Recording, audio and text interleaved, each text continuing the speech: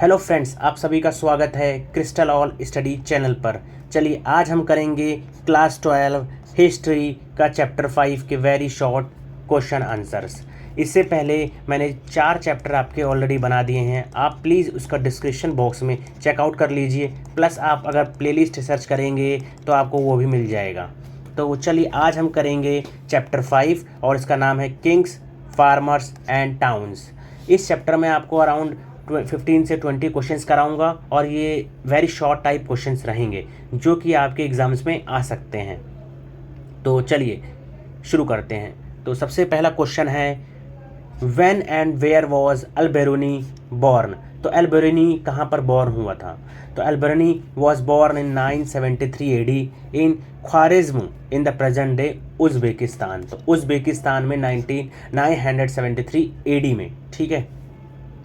Question number 2 कहता है what did Al-Biruni do when he spent many years in India. तो उसने India में क्या करा? तो इंडिया में उसने काफ़ी समय ब्राह्मणों के साथ गुजारा, प्रीस्ट के साथ गुजारा, स्कॉलर्स के साथ गुजारा और Sanskrit, religious and philosophical text को पढ़ा। चलिए क्वेश्चन नंबर 3 कहता है name the book written by Al-Biruni. तो अल-बिरूनी कौन सी किताब लिखी है? किताब उल हिंद। कौन सी किताब? किताब उल हिंद। चलिए क्वेश्चन नंबर 4 कहता है name the book written by Ibn Battuta. तो इब्न बतूता ने रेहला नाम से बुक लिखी है, ठीक है। कौन सी लैंग्वेज में? अरेबिक में। और ये कौन से देश से था? मोरक्को। कहाँ से था? मोरक्को। चलिए क्वेश्चन नंबर 5 कहता है who gave a detail description of caste system in India. तो कास्ट सिस्टम के बारे में किसने बताया? अल-बिरूनी ने। क्वेश्चन नंबर 6 कहता है who disapproved the notion of pollution. तो अल-बिरूनी। किसने? अल-बिरूनी ने इसको डिस्कार्ड किया है। क्वेश्चन नंबर 7 कहता है who describe Delhi as a vast city with great population. तो ये किसने कहा? इब्न बतूता ने। क्वेश्चन नंबर 8 कहता है with which purpose did the people travel, write any 4 objectives. तो पीपल क्यों ट्रैवल करते थे? उसके क्या ऑब्जेक्टिव्स थे? सबसे पहला वर्क के लिए। दूसरा अगर कोई नेचुरल डिजास्टर लाइक फ्लड आ गया है, ड्रॉट आ गया है, तो उससे बचने के लिए लोग माइग्रेट करते थे। क्वेश्चन नंबर 3 है to satisfy their sense of adventure, मतलब ट्रैवल करने के लिए वो ऐसा करते थे। और पॉइंट 4 है with a multipurpose objectives as traders. तो ट्रेडर्स के रूप में भी वो करते थे।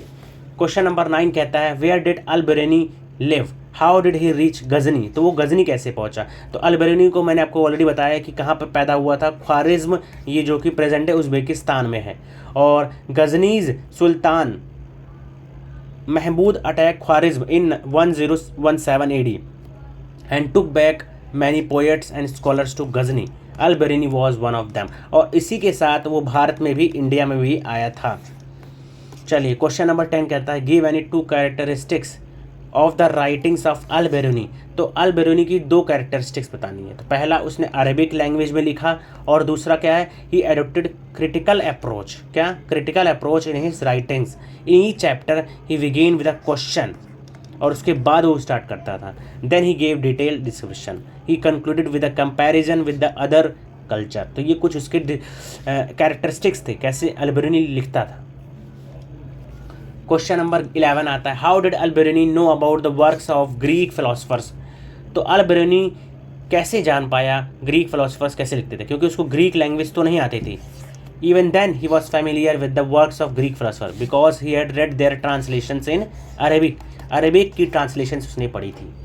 क्वेश्चन नंबर 12 कहता है name the book written by Ibn Battuta, what was his observation about female slaves in the subcontinent में।